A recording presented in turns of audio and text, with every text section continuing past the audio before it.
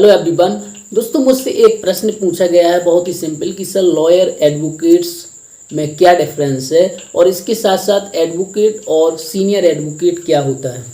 तो सबसे पहले मैं बताता हूं कि लॉयर कौन है। लॉयर हम किसे बोलते हैं? यदि आपने इंडिया की किसी भी लॉ कॉलेज से लॉ कंप्लीट कर ली है और या फिर आप लॉ कर रहे हैं या फिर आपने कंप्लीट कर ली है लेकिन आप प्रैक्टिस नहीं कर रहे हैं तो आप लॉयर कहलाते हैं। आपको लोग क्या बोलेंगे? लॉयर।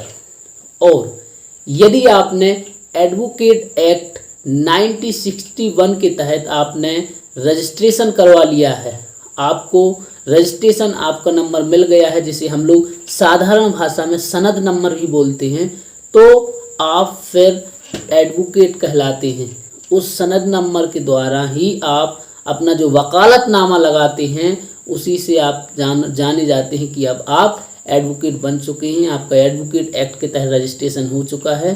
तो आप समझे कि जो व्यक्ति पढ़ाई कर रहा है लॉयर, जिसका डिग्री कंप्लीट हो चुकी है और उसने एडवोकेट एक्ट के तहत रजिस्ट्रेशन करवा लिया है, तो वो कहलाएगा एडवोकेट। अब हम बात करते हैं कि सीनियर एडवोकेट क्या कहलाते हैं। तो सीनियर एडवोकेट की अगर बात करें तो सीनियर एडवोकेट हम उनको बोलते हैं जिनकी हाई कोर्ट, सुप्रीम कोर्ट या जो लोअर कोर्ट्स हैं इनमें बहुत लंबे जैसे 10 साल 20 साल की प्रैक्टिस हो चुकी है।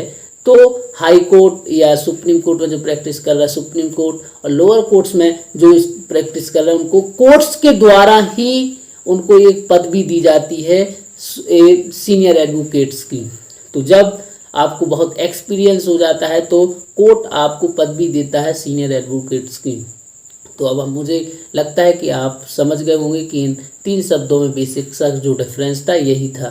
So thank you very much everybody. ऐसे ही आप हमसे क्वेश्चन पूछते रहें लॉ से संबंधित और इस चैनल को आप सब्सक्राइब जरूर कर लें क्योंकि हम लॉ से संबंधित ऑथेंटिक जानकारी आपके साथ शेयर करते रहते हैं।